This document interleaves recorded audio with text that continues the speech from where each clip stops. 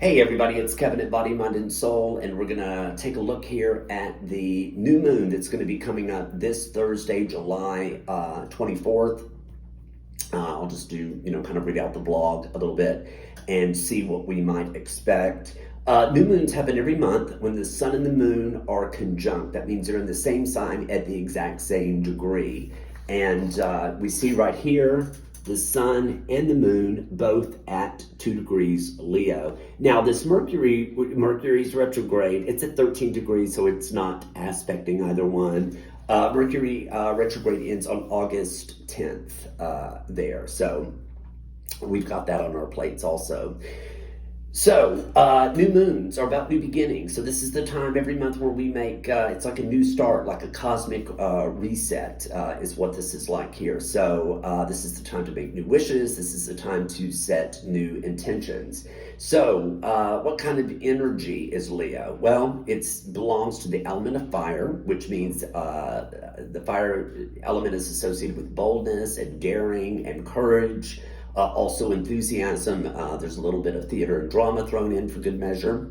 The planetary ruler is really is the sun, which is actually a luminary. We sometimes call it a planet, just like the moon in astrology, but the sun and moon are really luminaries. And the sun rules our life force, our drive, our vitality, our individuality, and also our inner purpose. Our sun sign gives us that feeling that, we're here to accomplish something, do something. The symbol for Leo is the lion, king of the jungle. Think of the Lion King. The cosmic house is the 5th house, okay? And this is where we see anything in Leo right now is in this cosmic 5th house. This is the part or the angle on the cosmic wheel that deals with play, fun, children, self-expression, creativity. It also has a lot to do with love and romance. The numerology 5, Leo 5 is the number of change, challenge, enthusiasm, and magnetism. Crystals that you may want to work with this week during the new moon is in Leo would be amber, garnet, sunstone, and carnelian. Colors are gold and orange, also red and yellow to work with Leo.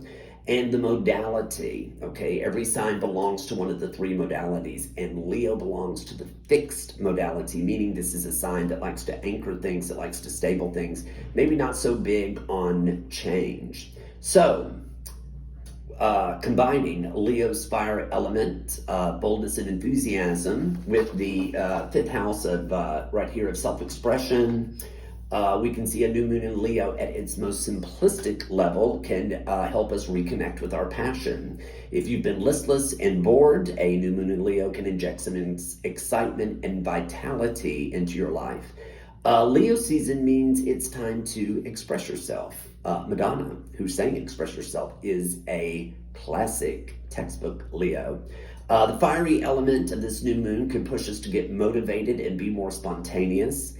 Last month's new moon, Cancer, very different energy, very internal, very much connected with feelings and emotions on a deeper internal level. Now Leo, fire energy, much more outward, much more dynamic energy there.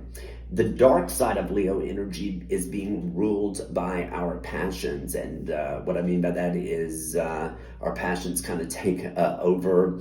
We're ruled by them at all cost, even if it is having a damaging effect on our lives. Another shadow side of Leo is being afraid to connect with our passions. So some of us may be afraid, and Leo energy needs to create and shine, even when others disapprove of us. And sometimes for some of us, connecting with that passion, being who we are, can come at the risk of disapproval from others. But Leo's energy says, so what? We're doing it anyway. Now, the sun is important here because it is the ruler of Leo, and the sun is making harmonious aspects. Here's the sun making a trine to Saturn and also Neptune, and it's also making an opposition to Pluto during this new moon. So what does this mean? When Saturn trines the sun, we get a boost of self-confidence and a willingness to take on responsibilities.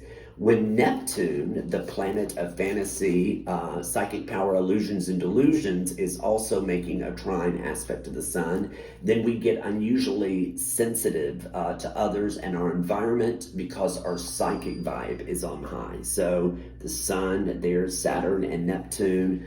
Also, when Neptune's involved here, we need to be sure that we see people in situations as they are and not as we would like them to be. So our intuition can be on very strong this week. Oppositions are more difficult than trines, and that's what's happening here with Pluto. Pluto is opposite.